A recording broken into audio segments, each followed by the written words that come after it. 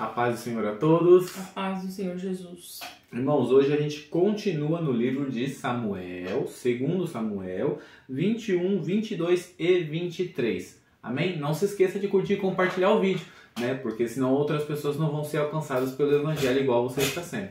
Vamos orar? Senhor, meu Deus, meu Pai, te agradeço mais uma vez por poder estar meditando na Tua Palavra, te pedindo, Senhor, seja conosco, nos dê, Senhor, sabedoria, Senhor, para liderar, assim como um dia Davi liderou os seus valentes, Senhor, em nome de Jesus, Pai. Amém. Irmãos, hoje eu quero falar exatamente sobre os valentes de Davi. Capítulo 21, versículo 15. Diz assim: gigantes mortos pelos homens de Davi. De novo, os filisteus fizeram guerra contra Israel. Davi foi com os seus soldados e lutaram contra os filisteus. E Davi ficou muito cansado. Isbi-Benob descendia dos gigantes. O peso de bronze da sua lança era de quase 4 quilos. E estava cingido de uma armadura nova. Este disse que mataria Davi, porém Abisai, filho de Zeruia, socorreu Davi, atacou o filisteu e o matou. Então os homens de Davi lhe juraram, dizendo: nunca mais o Senhor sairá conosco à batalha, para que a lâmpada de Israel não se apague. Aqui eu queria frisar o seguinte: a lança dele, a ponta da lança dele, o peso é a lança completa, 4 quilos.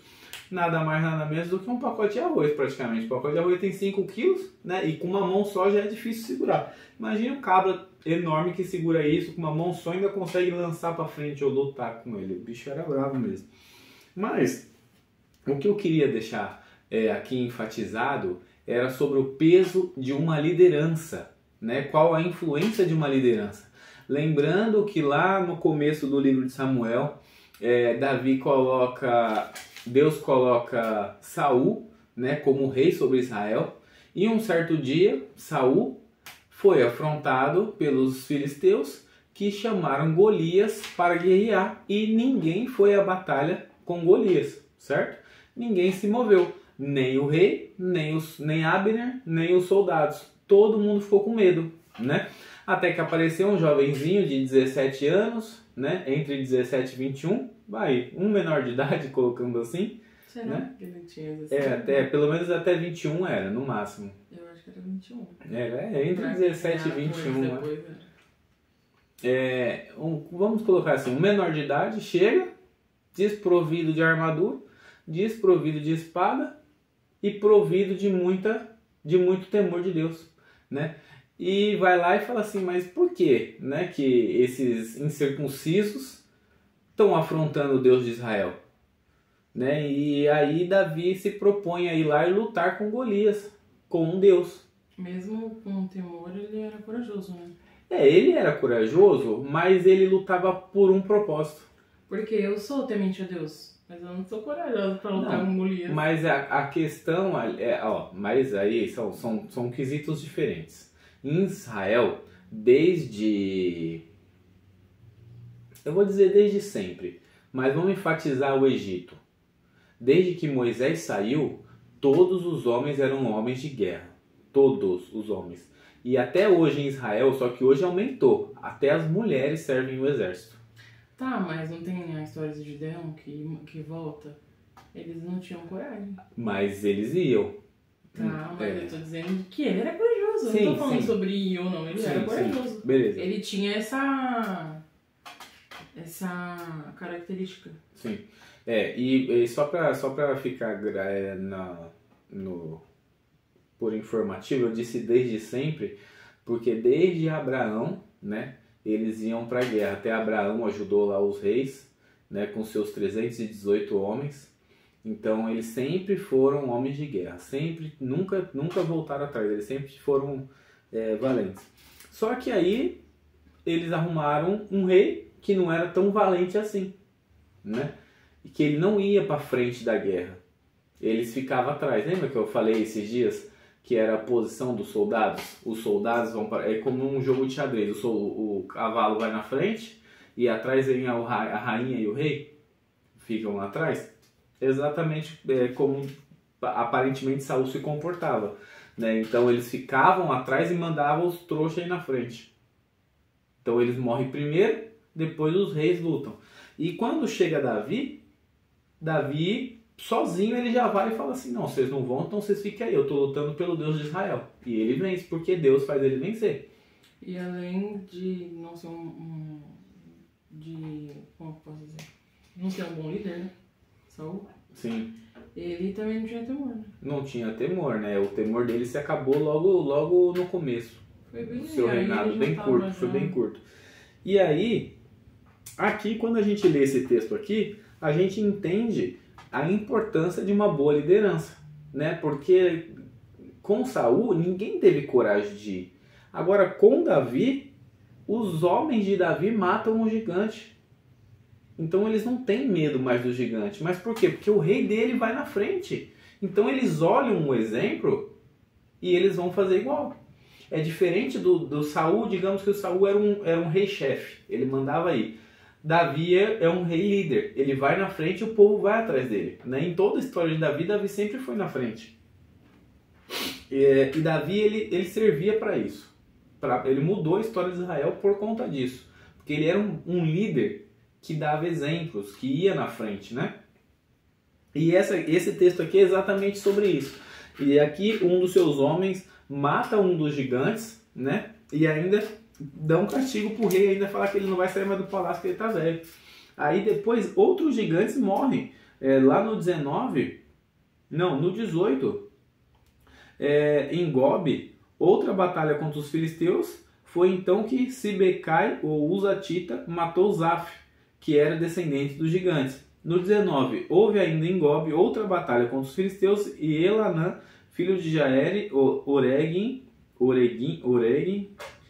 o Belemita matou Golias, o Geteu, cuja lança tinha haste como eixo de tecelão. Outro Golias, não é o mesmo, hein? Golias morreu uma vez só.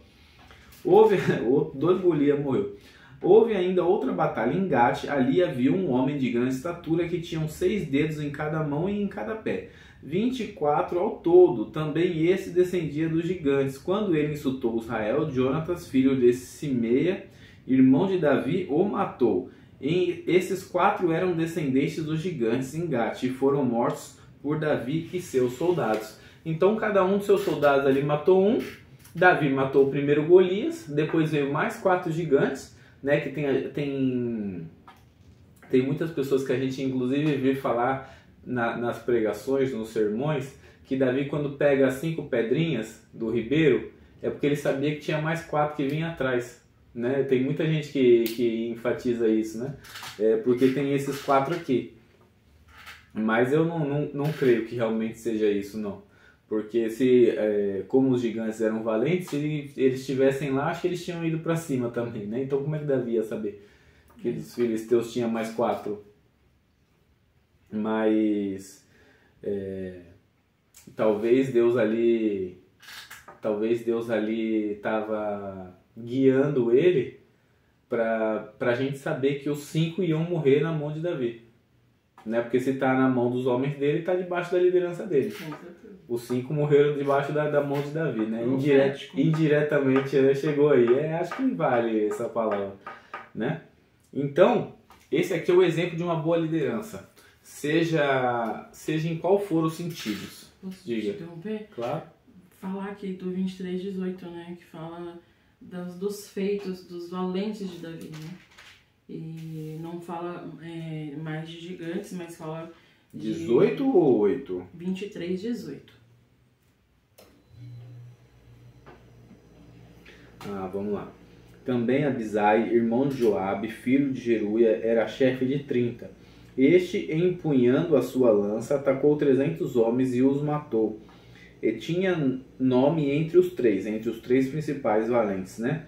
Ele era mais nobre do que os 30 e se tornou chefe deles. Contudo, não chegou aos primeiros 3. Também Benaia, filho de Joiada, era homem valente de Cabizel e realizou grandes feitos. Ele matou 2 heróis de Moabe, desceu numa cova e nela matou um leão no tempo da neve. Mas pra cima que fala desse Jabezão, né? Que matou 800 valentes de uma só batalha também. Também tem esse aí. Então, foram muitos os valentes de Davi. Mas a gente vai ver que os valentes de Davi receberam ele como líder, né, viram nele esse sentido da liderança desde a caverna que ele entrou antes de morar em Gate, né? Então, quando ele fugiu de Saul, que ele foi morar na caverna lá, ele encontrou com esses caras aqui e eles viram nele, né, os valentes de Davi eram homens que ninguém dava nada, ninguém prestava pra nada, né? Ninguém queria eles pra nada. Eles estavam lá tipo, eu sou o resto, eu vou ficar aqui, vou me perder aqui. E aí eles viram em Davi algo parecido. Só que eles viram em Davi algo que Saul não queria, mas que Deus queria. E eles seguiram ele por conta disso, né? Porque ele era a luz. Tanto que aqui nesse texto que eu li antes, lá no 22, no 21, está dizendo assim: nunca mais o Senhor sairá conosco à batalha, para que a lâmpada de Israel não se apague. Era essa a visão que eles tinham. Ele era a luz que precisava para Israel, né? Por isso que Deus ainda promete para ele que não faltará rei sobre a descendência dele, né? Sobre Israel. Então, em todos os quesitos, podem ser na escola, no trabalho, na empresa, na igreja, seja um líder. Seja um líder. Não vou pontuar aqui qual líder vocês devem ser.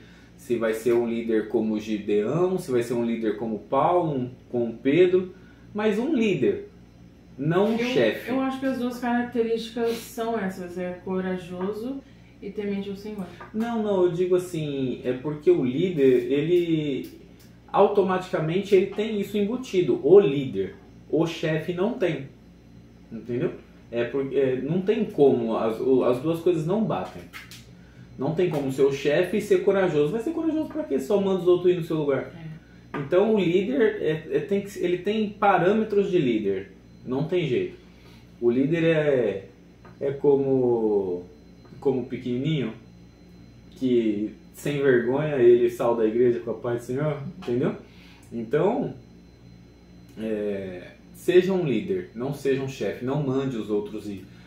Com a força de Deus, vá, enfrente as batalhas, ore a Deus, tenha temor de Deus e você vai ser um bom líder. É isso? Vamos orar? Sim. Senhor, meu Deus, meu Pai, te agradecemos mais uma vez por poder estar meditando na Tua Palavra. Senhor, nos ajude, Senhor, nos dê sabedoria, temor de Ti. Senhor, a Tua sabedoria, Senhor, começa no nosso temor a Ti. Pai, tenha misericórdia dos Teus filhos, Senhor, que estão aqui meditando na Tua Palavra e de quem está ouvindo, Senhor. Nos ajude a andar sobre a Tua Palavra todos os dias das nossas vidas, Senhor, em nome de Jesus, Pai. Amém. Tchau!